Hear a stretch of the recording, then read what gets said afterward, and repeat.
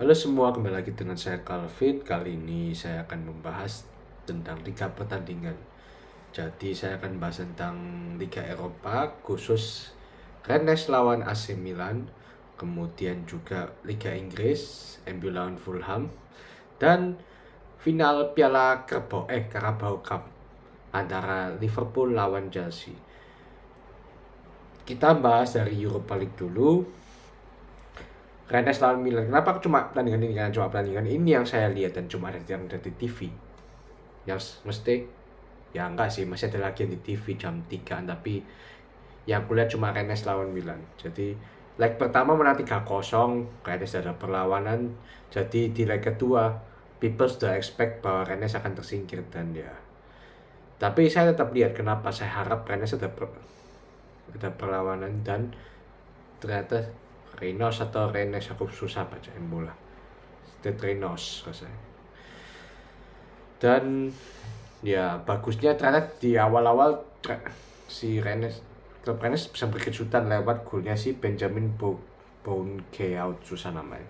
Di menit 11 itu golnya dari luar kotak penalti, bagus golnya.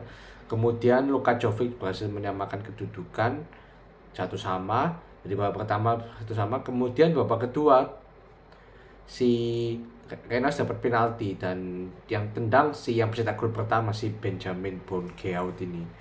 Jadi dia cetak 2 gol, kemudian Rafael Leo cetak gol itu lewat kesalahan backnya si Rennes. 2-2. Itu Leo juga cetak gol di leg pertama ya.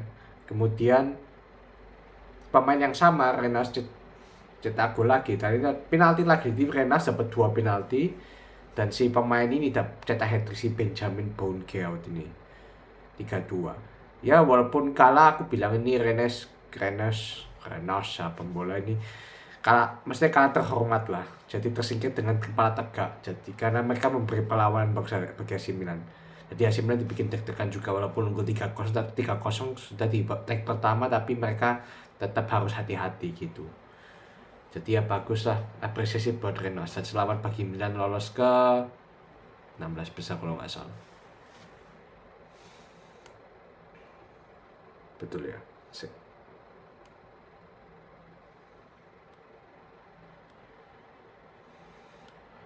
Lolos ke apa ya ini? Oh iya, betul, lolos ke 16 besar. Oke, kita sekarang bahas Liga Inggris, khusus MU aja. Kenapa? Ya lucu soalnya. Jadi apa itu, MU main 4-2-3-1, Fulham main 4-2-3-1 juga. Ini aku gak sempat lihat leg pertamanya live ya, soalnya aku lagi di luar. Jadi aku lihat highlightnya, ya hampir seimbang lah. Tapi Fulham juga beberapa peluang gitu yang membahayakan juga. Dia Onana harus melakukan save juga, walaupun MU juga dapat beberapa peluang. Tapi di babak kedua baru mulai gol lewat si Calvin Bassey, nama sama kayak aku ya, Calvin. Jadi si Calvin ini cetak gol, dan itu berawal dari tendangan pojok. Kalau nggak salah bola itu habis bola reboundnya kena si Calvin Bassey, dan dia tendang volley atau apa nggak, keras golnya sehingga Onana nggak bisa capai bolanya. 1-0 kayak unggul. Kemudian MU nyerang terus, tapi ya masalah mereka juga di finishing itu. Dan syukurnya si Harry Maguire berhasil cetak gol di menit 89, 1-1. Berarti masih ada asa untuk menang, apalagi extra time 99 menit plus 9 menit. Jadi ada kemungkinan MU bisa comeback. Ternyata si di menit 97 Iwobi cetak gol, dan dia kalau nggak salah solo gol. Jadi melewati beberapa pemain MU dan dia cetak gol.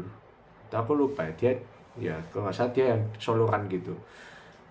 2-1.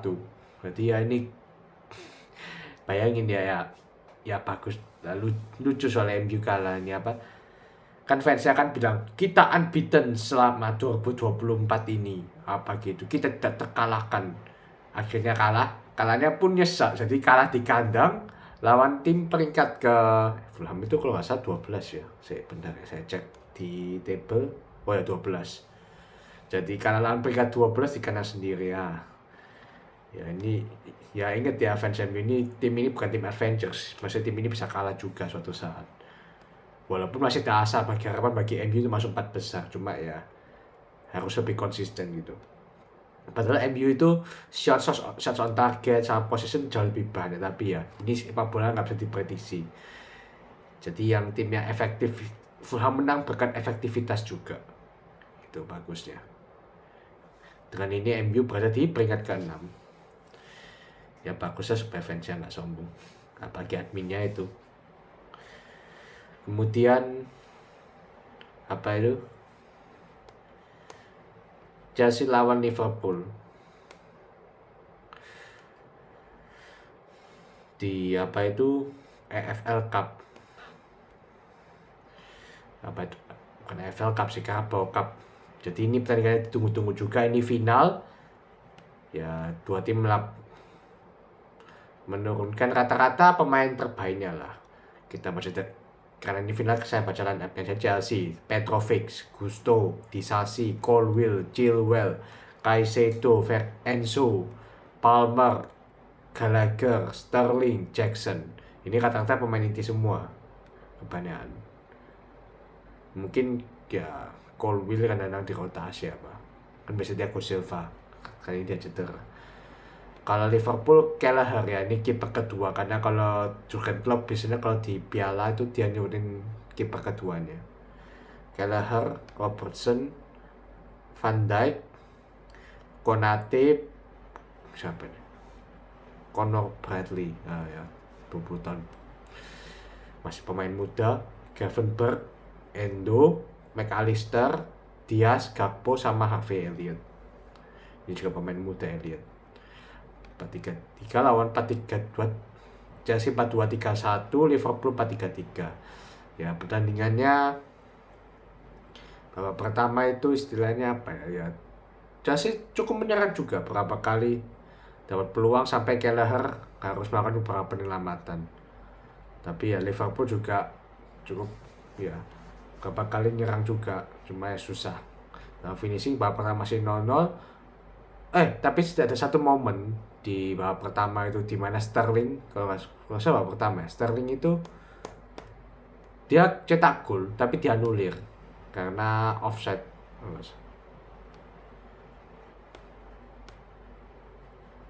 Kalau di sini itu babak ke kok nggak ada di sini ya di timelinenya. Tapi kalau nggak salah golnya Liverpool, ada jatuh golnya Chelsea dianulir. Kemudian di babak kedua ada golnya Liverpool yang dianulir, itu headingnya Van Dijk, gol dianulir karena offside, dan apa itu si Van Dijk sempat narik siapa itu, Colwill kalau nggak salah, atau Chilwell atau siapa, yes. Itulah, jadi mungkin pelanggaran atau apa, offside gitu. 0-0. Ya ini sebenarnya dua tim ini ya hampir seimbang kalau tak bilang secara permainan. Aku nggak bisa bilang Liverpool jauh unggul, ya nggak bisa, diketat, cukup ketat. Di babak kedua juga cukup ketat. Buktinya Kelleher itu sampai harus melakukan 9 save di pertandingan ini. 9 save itu bagi kiper cukup banyak. Tapi ya Liverpool sedikit lebih unggul, dan Liverpool akhirnya bisa cetak gol lagi lewat Virgil van Dijk di menit 118. Yang gak nyeseknya bagi Chelsea itu pemain itu, Chelsea juga parah ya. Jadi semacam pertandingan itu pemain nggak bisa passing, salah passing, kemudian dapat peluang emas loh, tendangnya elek, finishingnya hancur. Kasihan, jadi Pochettino kalau pelatih ya kasihan dapat pemain kayak begini. Apalagi Liverpool di menit-menit akhir itu menurunkan bocah semua, dan Chelsea masih belum bisa menang. Heran asli. Memang sih di menit akhir, cuma kan habis itu datang baru waktu 30 menit, jadi ya lumayan lah. Harusnya Chelsea bisa memanfaatkan ini. Karena Liverpool bench-nya ya nggak banyak tersisa, cuma bocah-bocah. Dan ternyata pemain senior, kombinasi pemain senior sama bocah-bocah ini berhasil mengalahkan Chelsea ya. Kaptennya akhirnya cetak gol lewat Virgil van Dijk, headingnya di menit-menit akhir 118. Ya jadi penentu pertandingan itu dramatis, jadi ya selamat bagi Liverpool ya, menang 1-0, juara. At least di musim terakhir Klopp dia dapat 1 trofi lah setidaknya. Dan ya bagi Chelsea, ya ampun ya Chelsea ini asli parah. Bayangin 1 miliar pound sudah dikeluarin si Todd Boehly ini, dan peringkat 10 plus gagal di final. Sudah berapa? 3 kali kalau nggak salah akhir-akhir Chelsea ini kalah final. 2 kali waktu itu sama Tuchel, sekarang sama Pochettino. Nggak tahu lah Chelsea ini arahnya kemana lah. Puaras sih. Sama apa itu? Selamat ya bagi Liverpool. Kita saja statistiknya. Chelsea 19 shots, Liverpool 24 shots. Shots on target 9-11, possession 46% banding 54%. Passing 5-87-6-89. Akurasi passing 79% banding 84%. Ya Liverpool sedikit unggul dalam semua, cuma ini cukup ketat. Secara permainan ya nggak ada yang mesti ketok dominan banget tuh, nggak ada. Jadi ketok lebih seimbang, dan Liverpool sebenarnya lumayan terlalu bagus karena nggak ada salah di pertandingan ini. Tapi mereka they win the game. Itu bedanya Liverpool sama Chelsea. Ya, dan mungkin juga hasil dari para pemain untuk memberikan trofi lah di musim terakhirnya Klopp, dan itu akhirnya mereka berhasil satu lah. Nanti kita lihat apakah di Liga Inggris mereka juga akan dapat trofi atau enggak. Yang pasti aku harap jangan City les, mau yang juara Liverpool, Arsenal, karap lah, asal jangan City, gitu aja. Manchester City, kenapa? Karena nanti bakal membosankan kalau Man City lagi. 6 tahun terakhir City sudah 5 kali juara. Jangan sampai City juara lagi di musim ini. Itu aja dari saya. Terima kasih sudah menonton.